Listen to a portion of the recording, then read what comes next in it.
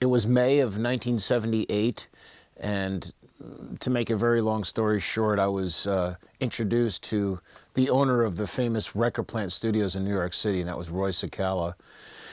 And he invited me to come to the studio, and I walked through the front door, and they said he's in that room right there, and it was Studio B at the Record Plant, and he was doing a rock project there, and it was the first console I ever saw in my life, and that was my first great exposure to API.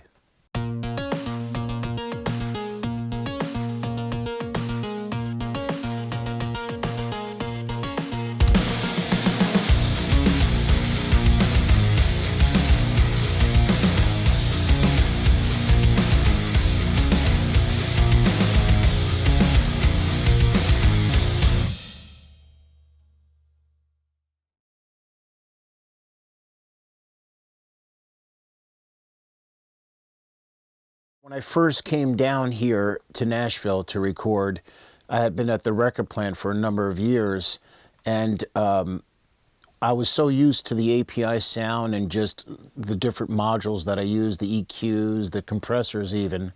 And then I came down here, and this was in 1987. There wasn't many API, I don't think there was there might have been one API console. So I remember getting gear.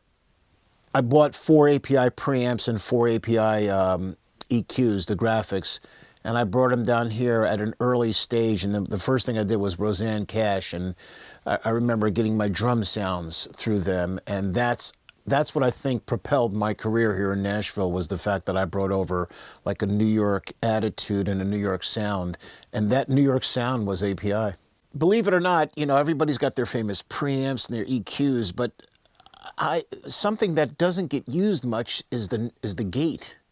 The gates work really well. I guarantee you probably have no one speaking about the gates, but I know they have 4 of them in Studio D, and we had them at the Record Plant, but they worked really, really well, especially for drums. You can trigger a room mic with a snare and just have it open, almost to get that, like that gated room sound. That's where that gated room sound comes from. Recently, I was exposed to these 512V preamps, and they have a 3-to-1 ratio in there that kind of colors the sound in a really cool way, and those are really cool. I'm not one of these guys that like does A/B tests all the time.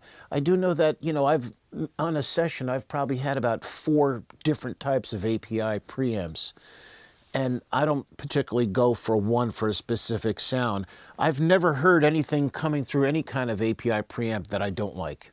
So that, you know, whether it's a bass guitar or strings, everything from low to high sounds great through the APIs. When I was working at the Record Plant, I was a staffed assistant engineer, and I was working on a project with a band from Philly called the A's, and William Whitman was the engineer, and we tracked it all on that API in Studio B, and Bill mixed the song 3 times. It was on an Aerosmith project, and they wanted it remixed for a specific reason. So Bill remixed it with no recall.